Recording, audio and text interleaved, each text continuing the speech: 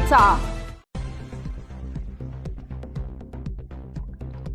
येवला तालुक्यातील कातरणी गावात आज 7 डिसेंबर रोजी दुपारी घडलेल्या भीषण अपघातात माधुरी दीपक सोनवणे वय 30 या तरुण महिलेचा मृत्यू झाला आहे। या दुर्दैवी घटनेमुळे संपूर्ण कातरणी गावासह परिसरात हळहळ व्यक्त केली जात आहे। त्यांच्या मागे 3 वर्षांची मुलगी आणि 1.5 वर्षांची लहान मुलगी असा परिवार आहे। शेतातील कांदा पिकावर औषध फवारणी सुरू असताना टाकीतील पाणी संपल्याने माधुरी ह्या टाकीत पाणी भरण्यास गेल्या। त्यावेळी ट्रॅक्टरला जोडलेल्या ब्लोअर मशीनमध्ये त्यांचे केस अडकले आणि त्या जोरात मशीनमध्ये ओढल्या गेल्याने गंभीर दुखापत झाली।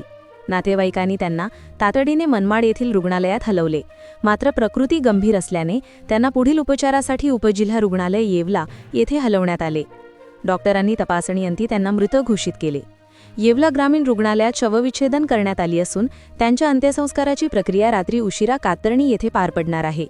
सदर प्रकरणी येवला तालुका पोलीस ठाण्यात अकस्मात मृत्यूची नोंद करण्यात आली आहे। या हृदयद्रावक घटनेने कातरणी गावावर शोककळा पसरली आहे।